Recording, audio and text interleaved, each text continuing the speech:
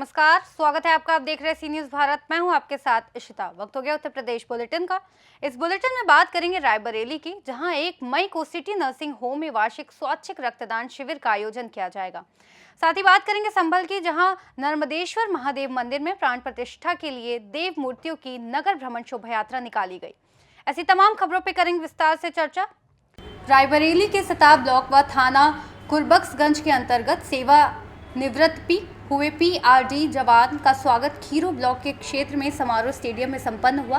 विशंबर दयाल का स्वागत फूल मालाओं से किया गया। कार्यक्रम के दौरान श्याम किशोर तिवारी, ओम प्रकाश यादव, राम भरोसे समेत कई ब्लॉकों के पीआरडी जवान उपस्थित रहे। रायबरेली से सी न्यूज़ संवाददाता इंद्रेश की रिपोर्ट। जौनपुर शाहगंज नगर के सिटी नर्सिंग होम में आयुष डॉक्टर वेलफेयर एसोसिएशन और सामाजिक संस्था Sheikh Badruddin Azmi memorial welfare charitable trust के संयुक्त तत्वावधान में वार्षिक स्वैच्छिक रक्तदान शिविर का आयोजन 1 मई को सुबह 10 बजे से दोपहर 2 बजे तक सिटी नर्सिंग होम में किया जाएगा। कार्यक्रम के आयोजक सिटी नर्सिंग होम की डायरेक्टर व वरिष्ठ स्त्री रोग विशेषज्ञ डॉक्टर सैयदा हुमेरा बानो ने बताया कि इस रक्तदान शिविर का आयोजन संस्था के संस्थापक और राष्ट्रीय अध्यक्ष डॉक्टर तारिक शेख के नेतृत्व में किया जाएगा। अब तक दर्जनों लोग रक्तदान के लिए अपना पंजीकरण करा चुके हैं। यह शिविर जरूरतमंद मरीजों के लिए जीवन रक्षक साबित होगा और समाज में रक्तदान के प्रति जागरूकता बढ़ाएगा। डॉक्टर हुमैरा ने सभी स्वस्थ नागरिकों से इस पुनीत कार्य में भाग लेने की अपील की है। उन्होंने कहा, रक्तदान से न केवल दूसरों का जीवन बचता है, बल्कि ये दान करने वाले के स्वास्थ्य के लिए भी लाभकारी है। देखिए, ये रक्तदान शिविर का आयोजन है। कल का कार्यक्रम है 1 मई। कल मजदूर दिवस है, उसके उपलक्ष्य में ये वार्षिक रक्तदान शिविर है।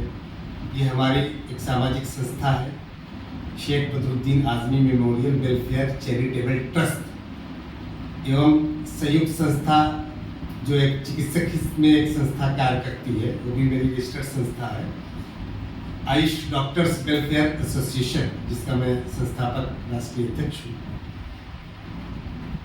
इनके द्वारा रक्तदान शिविर का आयोजन किया गया है। हम इस आयोजन के जरिए इस ब्लड को हम ब्लड बैंक में सेव रखते हैं।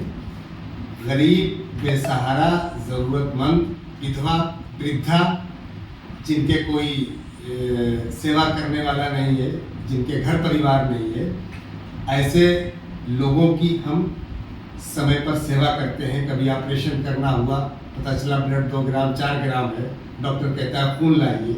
अब वो कहाँ से खरीदने जाए, कोई नात रिश्तेदार नहीं है, देने वाला नहीं है। तो ये हमारा वार्षिक कार्यक्रम होता है। 10 यूनिट, 20 यूनिट, 50 यूनिट, 15 यूनिट, जो भी हम एकत्रित करते हैं।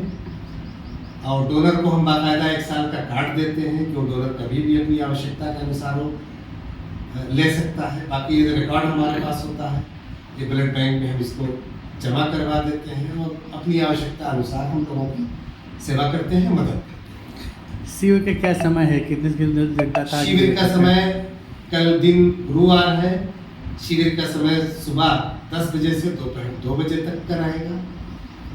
शिविर में हमारे उद्घाटनकर्ता के रूप में क्षेत्राधिकारी डिप्टी एसपी शाहगंज श्रीमान अजीत श्रीवास्तव, अजीत चौहान जी, ब्लॉक प्रमुख जी और तमाम IMA के प्रेसिडेंट डॉक्टर अभिषेक रावत जी और तमाम नगर के हमारे चिकित्सकगण एवं सामाजिक संस्थाओं के। जौनपुर से सी न्यूज़ संवाददाता दिवाकर मिश्रा के साथ दीपक सिंह की रिपोर्ट। बबराला नगर में लेखपाल कॉलोनी स्थित नर्मदेश्वर महादेव मंदिर में प्राण प्रतिष्ठा के लिए देव मूर्तियों की नगर भ्रमण शोभा यात्रा की शुरुआत चेयरमैन हर्षवर्धन वार्ष्णेय द्वारा ध्वजा पूजन और नारियल फोड़ने के साथ हुई। सबसे आगे धर्म ध्वजा लहराते और तालियां बजाकर रामधुन गाते भक्ति रस से सराबोर लोगों का हुजूम चल रहा था। उसके पीछे धार्मिक धुनों गाता बैंड बाजा और फूल मालाओं और बेल पत्रों से सुशोभित वाहनों पर शिव परिवार, माँ दुर्गा, बजरंगबली, हनुमान, शनिदेव के अलावा नंदी महाराज विराजमान रहे। उनके साथ बड़ी संख्या में श्रद्धालु नाचते गाते और कीर्तन करते हुए चल रहे थे। लेखपाल कॉलोनी स्थित नवनिर्मित मंदिर से शुरू शोभा यात्रा चंदौसी रोड, इंदिरा चौक, रेलवे रोड, बाजार से स्टेशन होते हुए वापस मंदिर पहुंचकर संपन्न हुई। शोभा यात्रा में सत्येंद्र गौतम, अनिल गुप्ता, डंबल सिंह, गोपी चंद, विकास उर्फ राजा गुप्ता सहित सैकड़ों भक्त मौजूद रहे। संभल से सी न्यूज संवाददाता अजय वीर सिंह की रिपोर्ट। छात्र तन्मय रोहरा ने मीडिया से बातचीत के दौरान कहा कि हमारी और हमारे माता पिता की कड़ी मेहनत की वजह से इतना अच्छा रिजल्ट आया है। आपको बता दूं, जैसे ही बोर्ड परीक्षाएं खत्म होती हैं, रिजल्ट का इंतजार शुरू हो जाता है और जब अलग अलग स्टेट बोर्ड्स के नतीजे आना शुरू होते हैं तो सीबीएसई जैसे राष्ट्रीय बोर्ड के छात्रों के लिए इंतजार और भी बेचैनी भरा हो जाता है।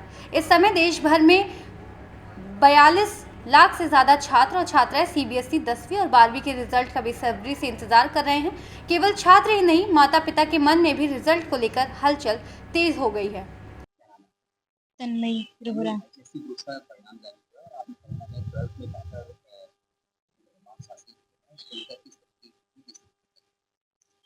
टेंथ से काफ़ी अच्छा रिजल्ट रहा है और मैं काफ़ी खुश हूँ जान के कि जो मेहनत थी उसका परिणाम अच्छा आया है। जब मतलब सुबह जब पता चला कि 11 बजे रिजल्ट आ रहा है और फिर रिजल्ट आया तो बहुत ही खुशी हुई जानकर और सब खुश थे, घर वाले परिवार खुश थे। सोचा था बेहतर, मेरा मेन एम 99 का था पर वो 1-2 नंबर थोड़ा सा रह गया। तो अगर बात करें तो कितनी क्या तैयारी की और आपने क्या क्या आपको समय दिया सेल्फ स्टडी तो पेरेंट्स ने तो फुल सपोर्ट दिया, मतलब जैसे से हमेशा मोटिवेट करते रहते थे और रात में जैसे टीचर अवेलेबल नहीं होते हैं तो जैसे पापा ने कुछ पढ़ा दिया या मम्मी ने कुछ पढ़ा दिया और उसके अलावा स्कूल से काफ़ी सपोर्ट रहा है। स्कूल के टीचर्स छुट्टियों में भी बैठ के पढ़ाते थे और ऑनलाइन भी उनने काफ़ी क्लासेस ली हैं और कोचिंग के टीचर्स बहुत हेल्प करते थे, वर्कशीट, सैम्पल पेपर, नोट्स, कुछ नहीं अवेलेबल तो रात में भी पीडीएफ भेज देते थे कि आप पढ़ लो किसी तरीके से। तो कानपुर से सी न्यूज संवाददाता अक्षय की रिपोर्ट। ज्योतिका सचार ने बदलती जीवन शैली को लेकर बताया कि किस तरह की मेहनत एक बहुत ही ज़रूरी चीज़ है कि आप बिना किसी दबाव के वो काम करें जिसे करने में आपकी रुचि है। मेरा मानना है कि आज के समय में बच्चों में चिंता और निराशा काफ़ी तेज़ी से बढ़ रही है। आपको इससे सिर्फ एक ही चीज़ बचा सकती है, वो है मोटिवेशन, क्योंकि जब खुद को किसी काम को पूरी ऊर्जा के साथ करते हैं तो आप उसमें सफल ज़रूर होते हैं। आइए जानते हैं कि ज्योतिका सचार ने और क्या कहा।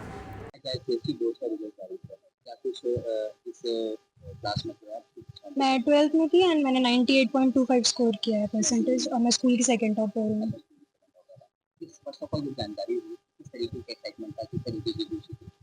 मेरा रिजल्ट थोड़ा मोर देन एक्सपेक्टेड था। मैंने एक्सपेक्ट किया था कि 95 तक या तो आएंगे ही, बट ये थोड़ा उम्मीद से ज़्यादा बेटर था और मैं बहुत खुश हूँ रिजल्ट को लेके। मैंने मेहनत की थी और मुझे उसका परिणाम मिला है। तैयारी रही इसके पीछे अगर सफलता जैसे अगर हम जाना चाहें तो किसको देना चाहेंगे? स्कूल टीचर्स का बहुत सपोर्ट रहा है। मेरे पेरेंट्स दोनों लोग वर्किंग हैं तो मोस्टली घर पे नहीं रहते थे, तो उन्होंने सपोर्ट पूरा किया। उन्होंने कभी मुझे प्रेशराइज़ नहीं किया है कि तुम्हें ये करना है, ये नहीं करना है। उन्होंने मुझे हमेशा हर चीज़ की छूट दी है। अगर मैंने घूमने जाने के लिए भी परमिशंस मांगी तो उन्होंने कभी मुझे रोका नहीं है और मतलब उन्होंने कभी प्रेशराइज़ नहीं किया। इससे मैं बहुत रिलैक्स रहती थी और जो भी करती थी तो वो अच्छा ही होता था। बाकी स्कूल के टीचर्स हमेशा अवेलेबल थे। अगर मैं जब भी उनसे कॉन्टैक्ट करना चाहती थी वो हर टाइम पे थे और जो उन्होंने बताया मैंने उसको फॉलो किया और उसका रिजल्ट है ये। कितना क्या परसेंटाइल था और इसको तैयारी करी तो खुद सेल्फ स्टडी को कितना समय?